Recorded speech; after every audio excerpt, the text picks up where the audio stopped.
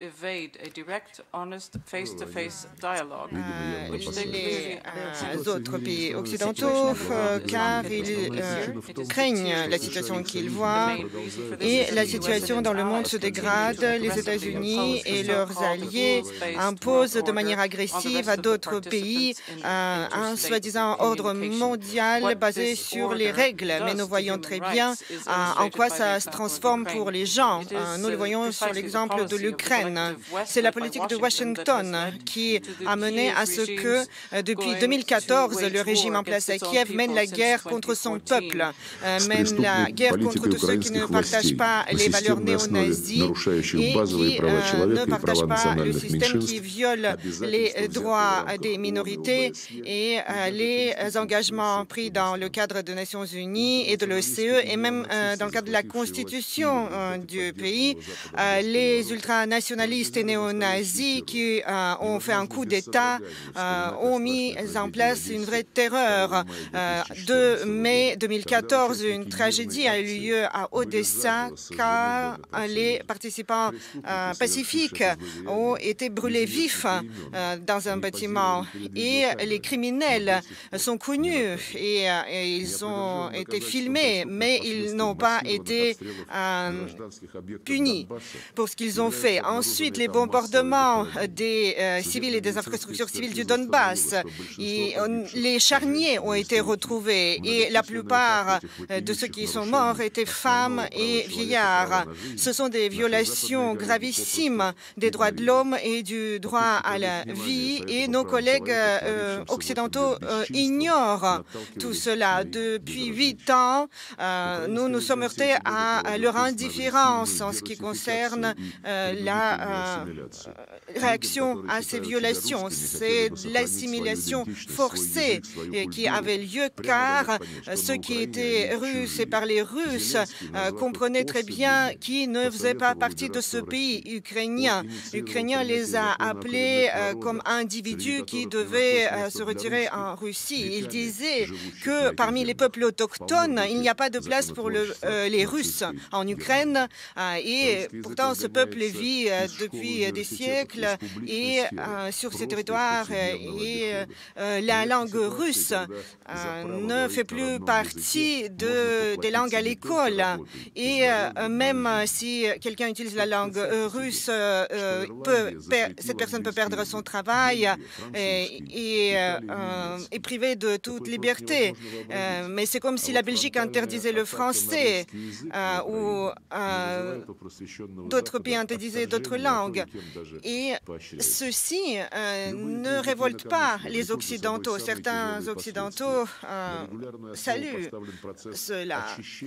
Nous voyons ici des exemples aussi des purges des fonctionnaires. Par exemple, il y avait une loi sur la lustration, c'est-à-dire les purges des fonctionnaires, de tous ceux qui ne partageraient pas la politique des pouvoirs. Il y a des répressions contre les citoyens ukrainiens, même les députés de l'opposition au Parlement. N'est-ce pas la violation de la liberté de penser? Et ceux qui ont vaincu Hitler sont mis au banc de la société et des néo-nazis sont élevés en héros. Nous voyons ici la nouvelle politique. Le 23 février de cette année, il y a eu un projet de loi qui disait que l'Ukraine devait quitter la communauté d'États indépendants en ce qui concerne la mémoire de la Grande Guerre mondiale. Il s'agit de l'acte inamical vis-à-vis de la mémoire de la Seconde Grande Guerre mondiale. Voilà, c'est la contre-offensive médiatique venue de Moscou. Là, c'est Sergueï Lavrov, le ministre des Affaires étrangères de Russie, qui s'exprime pour justifier auprès de l'opinion publique russe l'invasion, en tout cas l'attaque, l'offensive russe en Ukraine. Il dénonce, je cite, les néo néo-nazis, il parle de violation des droits des minorités. Là, on est quand même en pleine propagande. Oui, et en fait, c'est intéressant d'une certaine façon de l'écouter quand même pour comprendre ce qu'entendent les citoyens russes. Comprendre dans quel schéma Vladimir Poutine et son équipe essayent d'enfermer les citoyens russes. L'idée, et c'est ce que martèle Lavrov, c'est qu'ils vont arriver en libérateur pour libérer les Ukrainiens d'un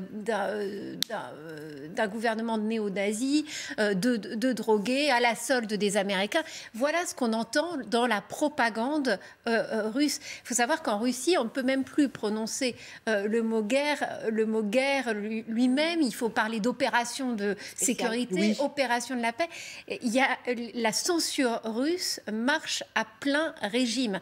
Et c'est intéressant quand même de voir dans quel état d'esprit on met les Russes. Le problème que vont avoir les Russes, c'est que sur le terrain, les soldats russes qui arrivent, qui parlent la même langue aussi que les Ukrainiens auxquels ils font face, sont en train peut-être de comprendre que le discours qu'on leur a servi ne correspond pas à la réalité. Et quand on voit des images sur les réseaux sociaux, notamment à Berdiansk, on en parlait tout à l'heure ici, de soldats russes qui plantent le drapeau sur le bâtiment officiel de la ville, mais qui ont face à eux des civils qui leur disent en russe « rentrez chez vous ». Vous n'avez rien à y faire. Il y a un problème entre le discours qu'on leur a servi et la réalité du terrain. À la Poélie,